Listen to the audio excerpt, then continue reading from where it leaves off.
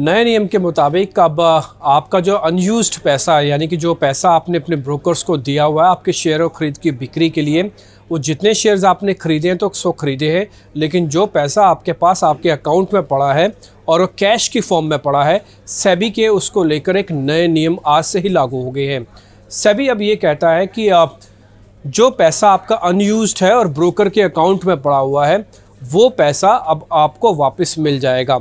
हालांकि ये पैसा तो आपको पहले भी मिलता था तिमाही आधार पर, यानी कि हर 3 महीने कंप्लीट होने पर आपके अकाउंट में पैसे आते रहे, लेकिन सेबी ने इसमें थोड़े से बदलाव किए हैं। ये बदलाव क्या है, मैं अभी आपके सामने रख रहा हूँ। सेबी अब ये कहता है कि अगर आपने पैसा जो 3 महीने में आपको वापस मिलने वाला है, उसमें अब एक डेट मुकर्रर कर दी जाती है। उस 3 महीने में जो पहला शुक्रवार होगा उस दिन आपके अकाउंट में आपका पैसा ट्रांसफ़र कर दिया जाएगा। इससे पहले 3 महीने में पैसा आपको मिलता था, लेकिन वो अलग अलग तरीके से मिलता था, वो स्प्रेड हो जाता था, तो इसलिए ब्रोकर्स पे ज़्यादा जोर नहीं आता था। ब्रोकर्स कम्युनिटी ये कहती है कि एक डेट मुकर्रर होने पर और एक समय मुकर्रर होने पर ये थोड़ा हमारे लिए प्रेशर लेके आएगा और हमारी ऑपरेशनल एफिशिएंसी को और हमारी ऑपरेशनल कॉस्ट को भी बढ़ा सकता है।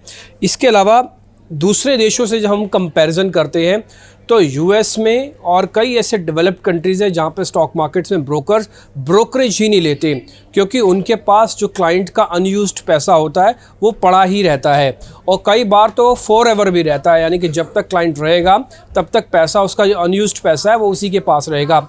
इससे ब्रोकर अपनी ऑपरेशनल एफिशिएंसी को ठीक कर लेते हैं और जो अपने खर्चे होते हैं उनके ही पैसे से उन खर्चों को कम कर लेते हैं। इसलिए ब्रोकरेज वो 0 रुपीज़ तक भी ले आते हैं, यानी कि किसी तरह की कोई ब्रोकरेज नहीं होती। लेकिन सेबी भारत में ये कहता है कि जो क्लाइंट्स का पैसा जो ट्रेडिंग के लिए डेडिकेटेड ब्रोकर्स को दिया गया है, ये क्लाइंट्स को सिर्फ ब्रोकिंग या ट्रेडिंग के लिए ही बेनिफिट हो, और उसके बाद जो आइडियल पड़ा हुआ पैसा है वो वापस चला जाए।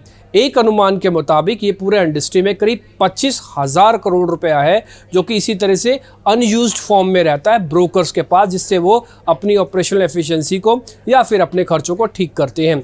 लेकिन सेबी के इस नए नियम आने के बाद कि हर तीसरे महीने का जो पहला शुक्रवार होगा उसमें क्लाइंट्स के अकाउंट में आपको पैसा डालना होगा।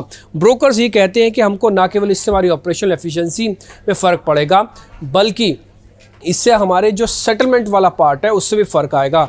एक एग्जांपल के तहत मान लीजिए उन्होंने आपको शुक्रवार को सारा पैसा वापस दे दिया और सेटलमेंट जो T+1 और T+2 की फॉर्म में होता है, अगर वो सेटल हो गया और बाद में आप अगले ही दिन उसमें कुछ ख़रीदारी के लिए अगर चले जाते हैं, तो फिर आपको ब्रोकर्स को अपना पैसा मार्केट में आपको देना होगा आपके सौदों को ख़रीदने के लिए, क्योंकि अभी तक तो आप ही अपना अकाउंट पहले रखते थे। लेकिन अगर आपके अकाउंट में पैसे नहीं होंगे, तो अगर आपको सौदा पंच कर रहे हैं तो ब्रोकर्स को इमीडिएट आपको मनी देनी पड़ जाएगी, उनके ऊपर एक प्रेशर आ सकता है। जो पहले एक आइडियल पैसा जिसको हम फ्री फ्लोट रेवेन्यू कहते थे, वो जो पड़ा रहता था, वो अब श्रिंक हो जाएगा काफ़ी हद तक।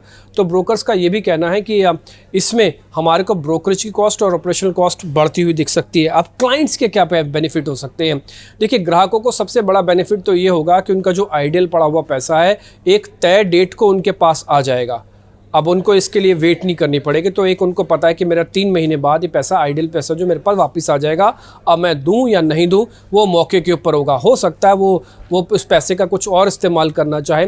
तो सेबी की ये फ्रीडम है क्लाइंट्स को लेकर या क्लाइंट के सशक्तिकरण को लेकर जो एक कदम उठाया गया, ये तो काफ़ी बेहतर है। लेकिन हाँ, थोड़ा बहुत प्रेशर जो है ब्रोकर्स के ऊपर बढ़ सकता है, क्योंकि ये रकम छोटी नहीं है, ये 25,000 करोड़ रुपए की रकम है।